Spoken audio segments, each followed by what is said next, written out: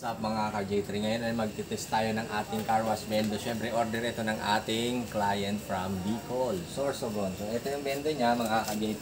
Kaya, dalawa yung slot niya dahil yung isa sa sabon at yung isa ay para sa pressure washer. So, pressure wash. So, unahin natin yung sa sabon.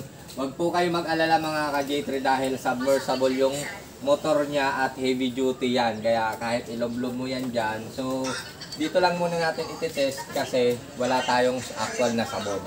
So, kailangan may tangke rin kasi siya sarili na doon nakalagay yung sabon, and then pag hinulugan, ganito ang makikita nyo mga ka-J3.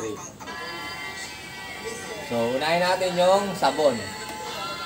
So, pwede nyo palang baguhin yung mga time nyo.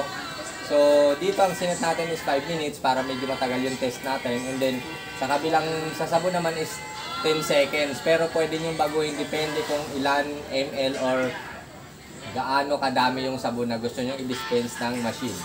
So, unahin natin yung sabon. Yan. Makita mo. So, ganun siya. Nabasa yung aso. Ganun siya kalakas. Sabon yan. Ito yung sabon. So, after 10 seconds, pwede na siyang mamatay. So, anytime, mamamatay na talaga yung machine niya. At pwede nyong bawasan o pwede nyong dagdagan, depende sa inyong gusto mga ka-J3. So, sunod natin yung machine at yung car wash pala. So, siyempre, set up natin.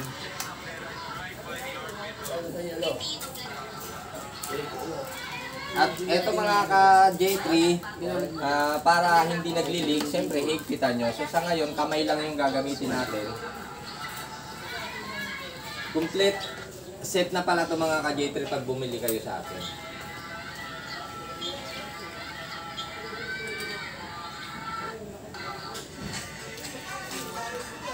So i-ano lang to, yan, ganyan lang. Tapos i-lock, yan, tapos bitaw. So, yun. Tapos, ito ang kasunod. Ito na yung sagan. Ganun lang siya. Saksak nyo lang siya ng ganun. Push lang. Yan. Pag nakalak, push nyo. Twist nyo to.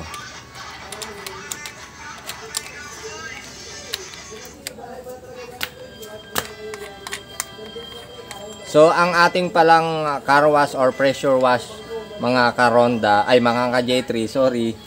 Mga ka-J3 ay pwedeng dye din or Kama Pro. O, depende sa stock. Depende sa stock, available na stock. Supply. So, ito, ano lang. So, possible medyo maluwag, wala tayong pang higpit mga ka-J3. So, test na natin.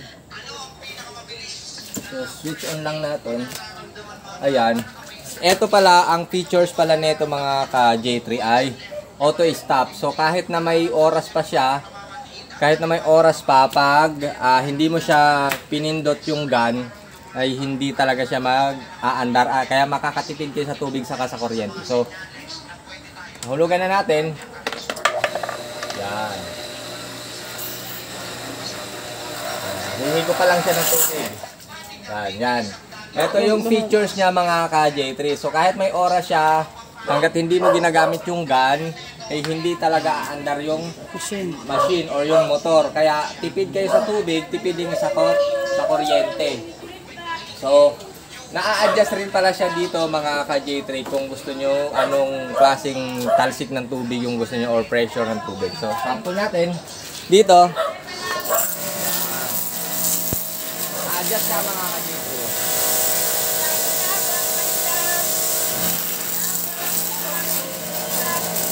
Yan.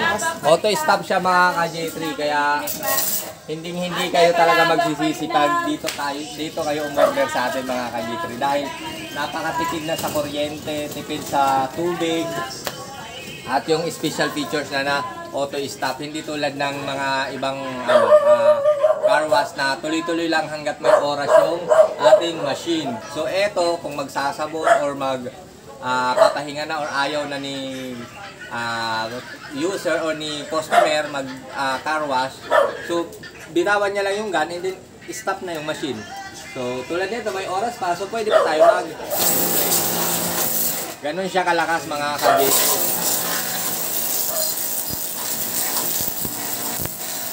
Yan siya, oh. Yan.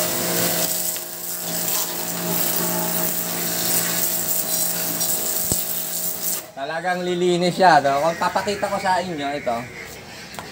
So, kahit hindi mo na kuskusin, ayan, kung makita mo dito malinis na, ito hindi.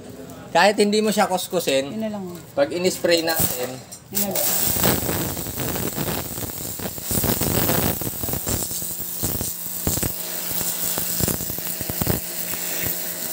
ganon siya kalakas.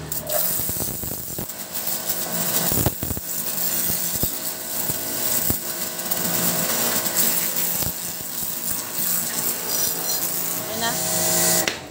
So,